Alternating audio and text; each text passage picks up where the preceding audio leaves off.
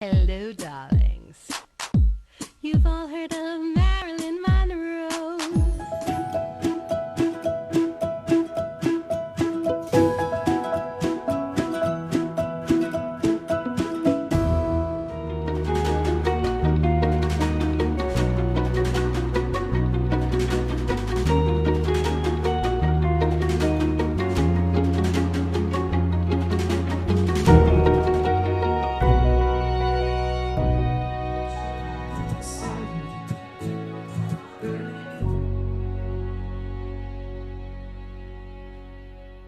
Welcome back, darlings. I'm Cognac Wellerlane, and we are here at Harbor Bistro in East Hampton.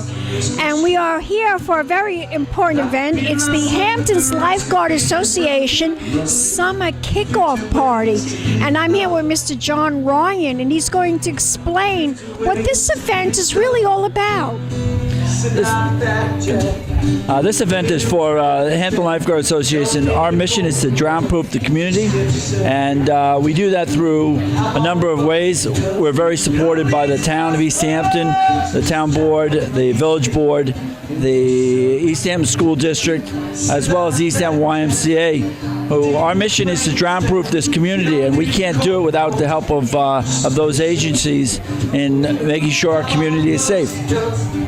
Now, you've been involved in this organization how many years? The Hampton Lifeguard Association started in 1998 when we were looking to start a junior lifeguard program and another program and an organization that would help support the drawing the attention to the community about the concerns about living in a waterfront community and potential drownings in that area. Does this happen a lot? Young people or people of all ages? I mean, it's really a challenge to save everybody that goes into the water, I would think. It is. It's a difficult task, but you do that through education. I've always said knowledge is power.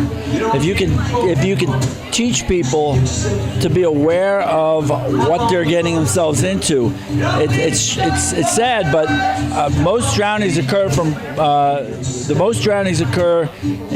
at the younger stages from birth to 5 years of age. That's the number one cause of in age group of deaths in that age group. And so it's not. We don't ask people to make rescues. We teach them to be aware and of what they're getting themselves into. They have a plan when they go into the water, but that plan can change when Mother Nature changes the situation. And once they become panicked from not being able to get themselves from point A to point B, drowning happens quickly. What's the number one thing we should all do when we think we're going to drown? Can you give us advice about that? Sadly, it happens quick, and it happens in your mind. I had it a couple of times when I was in Long Beach, and I felt like the waves were overpowering me. And I had like a frantic look on my face, and the lifeguard saw that, and he rushed out and he saved me. But is there anything we can do, all of us, it's so crucial to be in the water and know that we could be okay. What can we do? You have to remain calm. You have to relax. You have to say, I have this positive thought of I can get out of this. I have to relax. But if you can control your emotions and relax and stay calm, you're more likely to be able to keep yourself afloat. Once you begin, your anxiety builds up. That's when you tighten up, and it's not good. That's when you're not gonna float. Absolutely, you lose that ability to float because your lungs. You take these short, shallow breaths, and your lungs are what keeps you afloat. So be able to stay calm and get attention of people that might be able to get in and make the rescue. Never swim in unprotected areas, because otherwise you're putting other people's lives in jeopardy as well, because they're the ones that are going to have to come out and rescue you. Absolutely. You look like you've been doing this for 100 years. How many people have you saved from drowning? Can you tell me that? It's got to be probably about over 100. Over 100, wow. Yeah. we're involved. I've been lifeguarding for 39 years. Back in the day, I used to make a lot of rescues. Average over 10 to 20 rescues a summer. Now, as you get higher on the ladder, and in the administration, you make fewer and fewer rescues because those are the ones that go. I'm right now, as my father always puts it, he never gets his feet wet. I'm still getting my feet wet. I'm still entering the water. You're still saving people's lives. Right. What? May I ask how old you are? I am 54. God bless you, and you're still saving people's lives. That's wonderful, wonderful. 54. Yeah, 54, and a lot of my saving of people these days occurs from educating them on what to do. We have a junior lifeguard program. That's what this benefit is about. A NIPA program, which my daughter started 2-3 years ago. It's ages 6 to 8, and then a junior program that runs ages 9 through 15. And those programs teach kids about water safety and ocean awareness. They're the ones that recognize the situation or somebody that's in trouble. They're the one that signals somebody. They're the ones that are not getting into trouble. And as they grow up, they eventually become lifeguards or they become part of East Hampton Volunteer Ocean Rescue. Or they become a parent that enrolls their kid in our junior program. So that's how we create a water-safe community, through education. Tell my audience, how long does it take for an individual to learn how to be a lifeguard? Does it take months? To actually become a certified lifeguard is a 20-hour course, but it all starts with learning how to swim. You can't be a lifeguard if you don't have good swimming skills. We train individuals. We start a course off in the spring called conditioning and skills and conditioning course. It teaches them how to be effective swimmers in a pool, and then from there we build on that, and we teach them how to become how to make rescues and watch the water and learn how to perform the roles of a lifeguard, recognizing potential swimmers in distress and whatnot. And then from there, they move from a still water course possibly to an ocean course.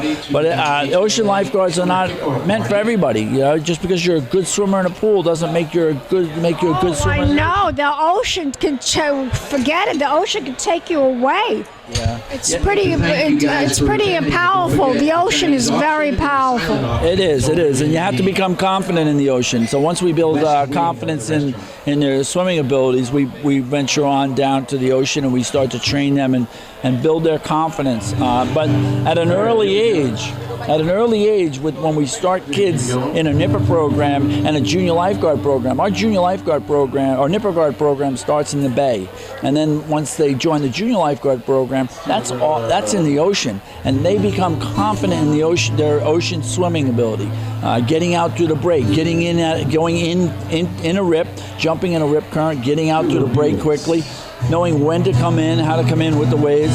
And eventually that builds their confidence so that they can become an ocean swimmer. And once they become an ocean swimmer, then they can become an ocean lifeguard. And they're an expert. Pretty much so, right? It's funny, as a lifeguard, you sit on the stand, you're watching for potential individuals that might be in distress. And you always know your junior lifeguards because they're the ones you're looking at, and all of a sudden there they go, swimming out of the rip, and you're like, wow. That was job of a lifeguard. We crave making rescues. That's the fun part of the job, making the rescues. The boring part of the job is having those flat days where you don't have any rescues. The hardest job of lifeguarding is dealing with boredom at times. You stay active. Yeah, I know, because you're waiting for somebody to drown. Well, we won't let them drown. We won't let them drown. We'll get to them before they even know they're in trouble. What is the one thing, the most, tell my audience, what was the most unexpected thing that ever happened to you as a lifeguard? Can you tell us a story, maybe? Unexpected thing? Something that was an element of surprise. I probably shouldn't be saying this, but I actually did take a jet ski out in the ocean and hooked the jet ski up to a buoy that was attached to a shark. And Shark. yeah, a shark. And probably wasn't the smartest thing I ever did, because when I turned the jet ski around and gave it full throttle, the shark had control of the jet ski, and we nearly lost the jet ski, but we were able to finally disconnect the ski. It flipped the ski over twice on us.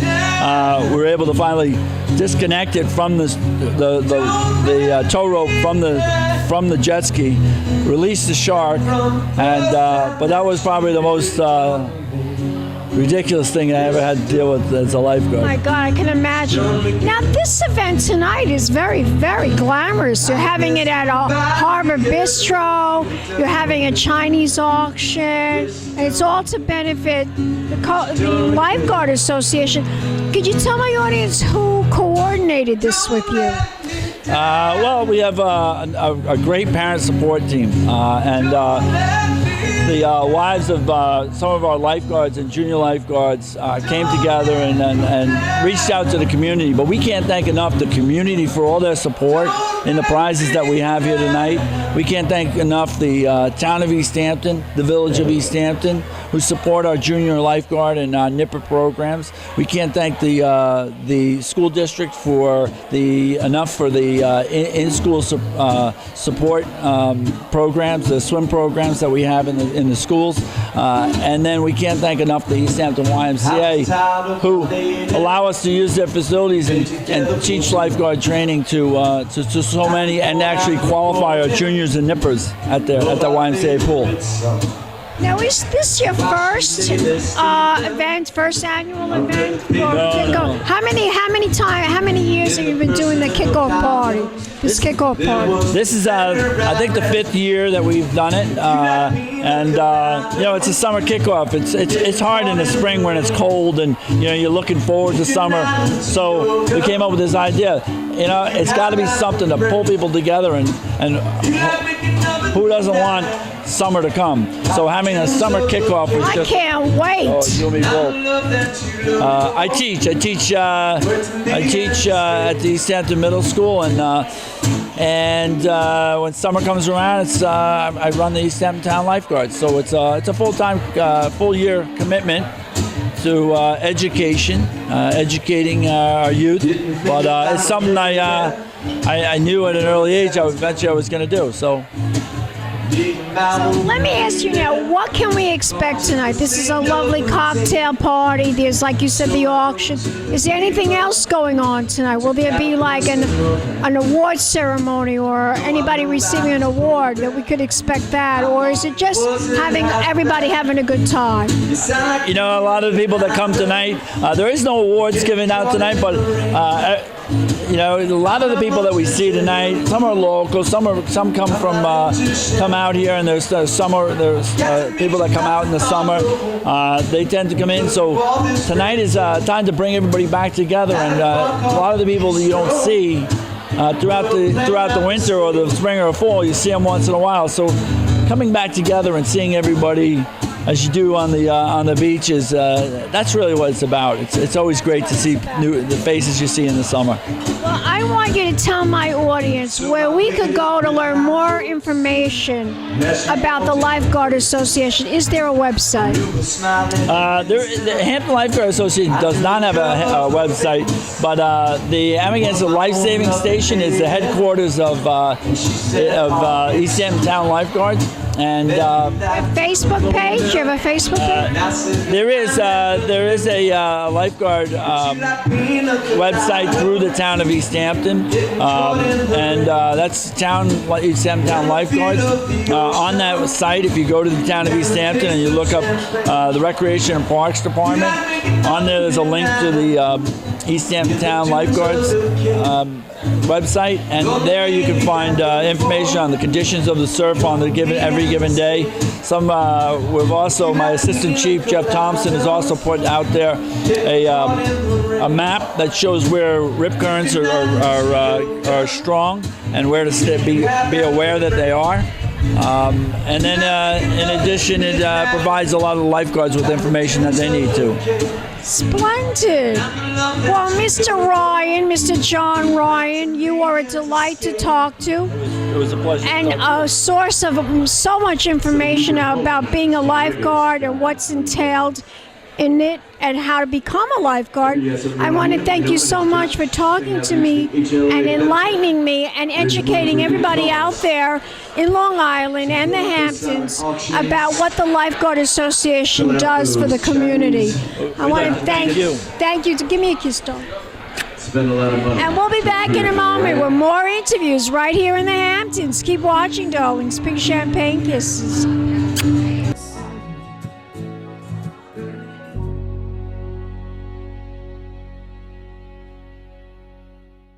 That it's just raining. There ain't no need to go outside. Ain't no need and no need.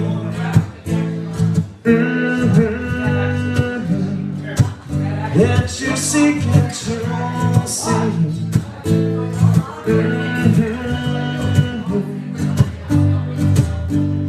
The telephone singing, ringing, Mr. Brother, don't pick it up. There's no need to, we got everything we need right here, and everything we need is enough.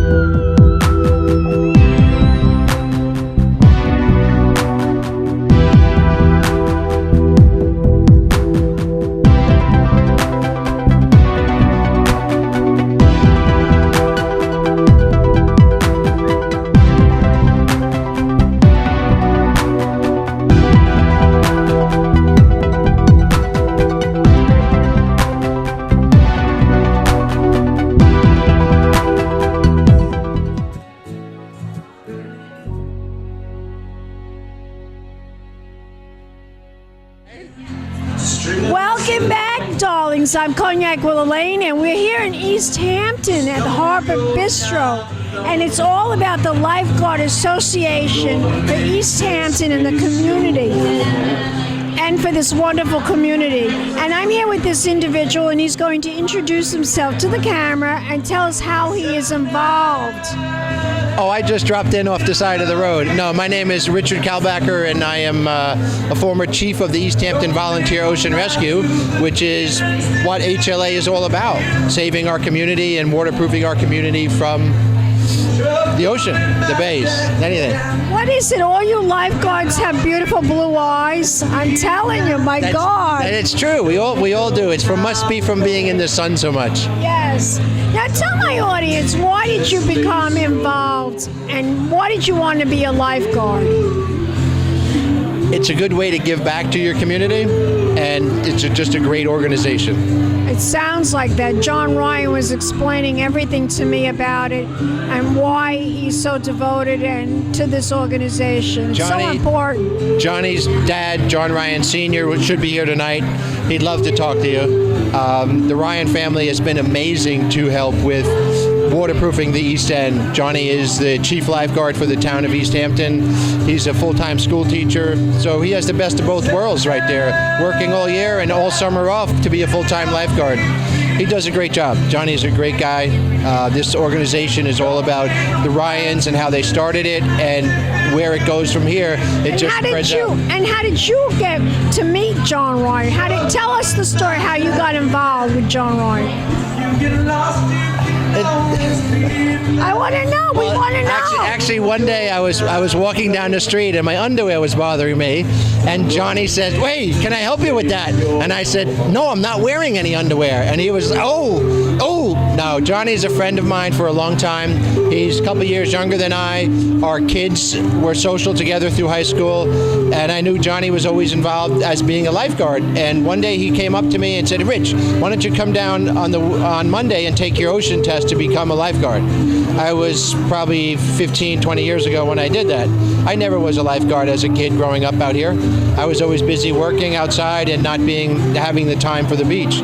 So Johnny said, "Come down, take your ocean test. We'll make you a lifeguard and we can get you as part of our whole crew." So it all started from there. I watched you guys. You know, I don't live here in the Hamptons. I live in Lido Beach. Same thing. You have lifeguards all over the place in Lido Beach. And I watch them and I look at them, how they save people. It's preventative. It's a preventative measure. Lifeguarding is a preventative job. You prevent a problem before it happens. When somebody is in trouble, you can react. But if you can prevent somebody from getting in trouble, like we do here at the Hampton Lifeguard Association, HLA, is education. If you can educate the public, the people in your community about the dangers of the rip current, the dangers of the ocean, what you should do if somebody's in trouble, how to respond. What should you do if somebody's in trouble? What should we do? First thing, if you're on the beach after hours, call 911, tell them where you are. If there's a way that you could help out with a flotation device, help out. If you're competent in the ocean, take a flotation device out. If you feel comfortable. If you don't feel comfortable, it's not your responsibility, but when you call for 911, we will be there. Ocean Rescue will be there within 5 minutes. Excellent. So, he said relax. If you think you're in a situation where you're going to drown, try to relax and your body will float. Absolutely. But if you tense up, you're going to sink. Everybody has a tendency to panic, but the ocean is all part of us. We're part of the ocean. So if you can just float and chill out, it's hard to do, but somebody's going to come help you. If you don't sink, learn how to swim. That's the best thing. Learn how to swim. You got that, guys? Learn how to swim. And these guys are going to help you learn how to swim. I want you to tell my audience, where can we go to find out more information? Do you have a website? Do you have a Lifeguard Association have a website? Yes, we do. EHVOR.org is East Hampton Volunteer Ocean Rescue. All the information is there. We do swimming instructions through the local YMCA in East Hampton, and we're just drown-proofing our community by starting the programs in an earlier age of school so that our young children will be able to swim safely from there, it will turn into the adults feeling confident that their kids are safe, and the adults then, the parents want to do the same that their kids are doing. They want to be able to do the same thing their kids can. So it's just a learning curve for everybody, and if you can be comfortable, it's a good start. Fabulous. Give me a kiss. So have you, hey baby, have you bought any tickets to donate? Yes, and we'll be back in a moment with more interviews right here in the Hamptons. Keep watching Champagne Kisses. Hello, darlings. You've all heard of Marilyn Monroe. Some of you know Bridget Bardot. Well, now it's time for the Cognac show. I said cognac, ooh, ooh. I said cognac, ooh, ooh, ooh. I'm a bubbly blonde, fabulously dressed to impress. One of a kind girl. I was brought into this world wrapped up in pearls. I love to mingle, though my husband reminds me I'm not single. I meet and greet both the famous and the elite. I ride in limousines, drinking the finest champagne, wearing first dazzling diamond jewelry. A girl can't complain. I live the upscale life, dining in the finest restaurants, eating the best caviar for free. And no matter how much I enjoy cognac, ooh, ooh. I said cognac, ooh, ooh, ooh. It's been a Crybaby Productions, darlings.